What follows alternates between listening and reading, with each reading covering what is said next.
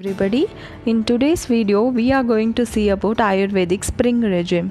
I am doing a series on Ayurvedic seasonal regime, so it is called as Ritucharya. So it is nothing but eating according to the seasons. You can check my previous videos for the I have included the link in the description box.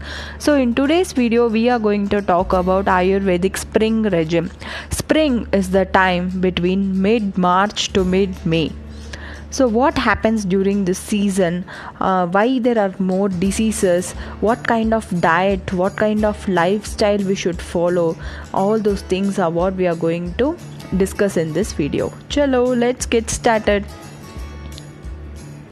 So spring is the time when the sun moves slowly towards the northern side, like the earth moves slowly towards the northern hemisphere. So what happens is that imagine the previous season is winter season. So during winter season everything around us would be ice. So the same thing is what that happens inside our body.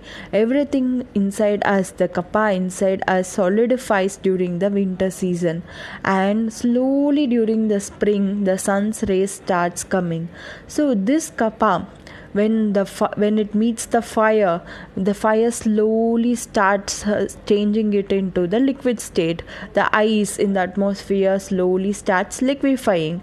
The same thing that is happening inside our body. So when kapha gets liquefies, it raises a lot of health issues, especially people suffer who have respiratory illness, asthma, common cold, cough, and some problems like headache, migraine. Everything would be aggravated during this season. So if you see, even March was the time when our lockdown started, and nobody can forget COVID.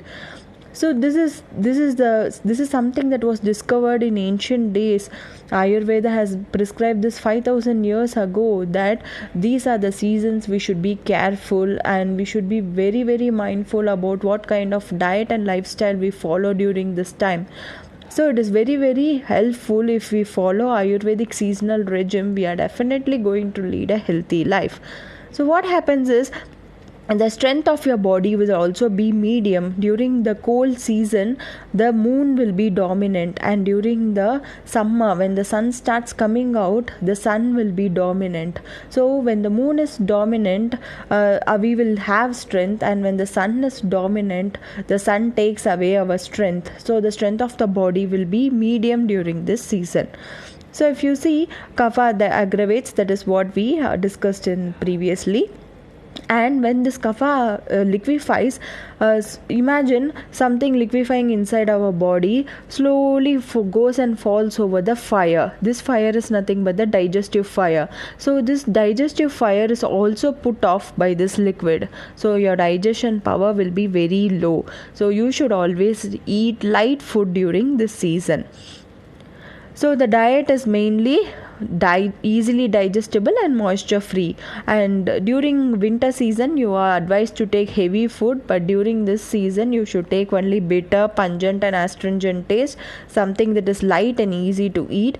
And you should always take 1 year old barley. Note, 1 year old grains are only recommended: wheat, rice, green gram, raisins, lentils, etc. during this time. And even for non-veg food, you should take the meat of animals from arid desert like lands, and you can also take goat, chicken and rabbit. And next, if you talk about the liquids, water mixed with honey or nut grass is recommended during this time. And you have to take mango. Who will not be a fond of mango during this season? So it is recommended to take mango juice with fragrant substances like cardamom, cinnamon, etc.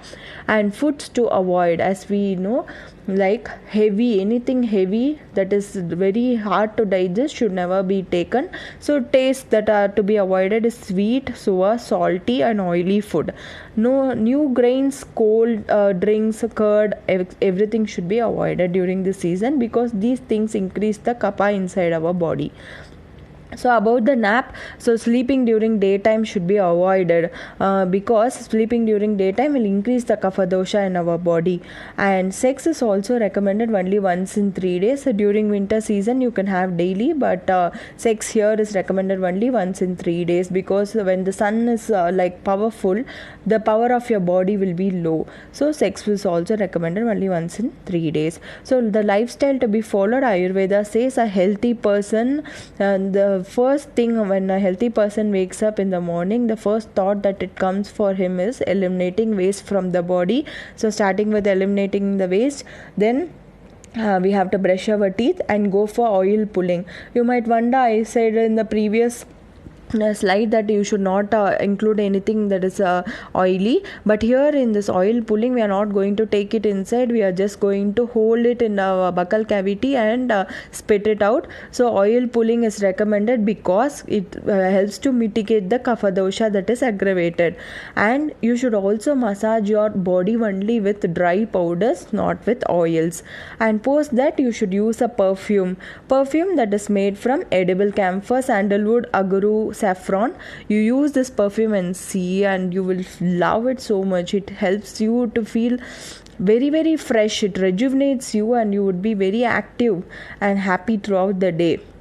And physical exercise is a must during this season. And also Ayurveda recommends a fumigation process. It's like inhaling medicated fumes. So how it is done?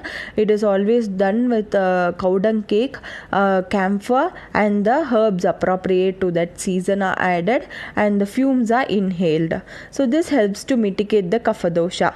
And next we have to, Ayurveda says during this time there are new leaves and flowers in the garden.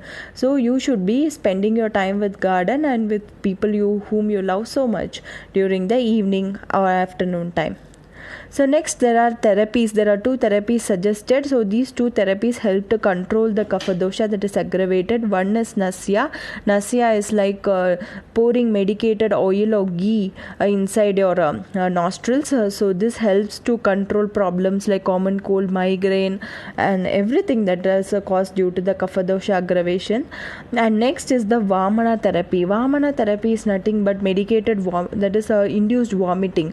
You might think, is vomiting a kind of therapy? How come?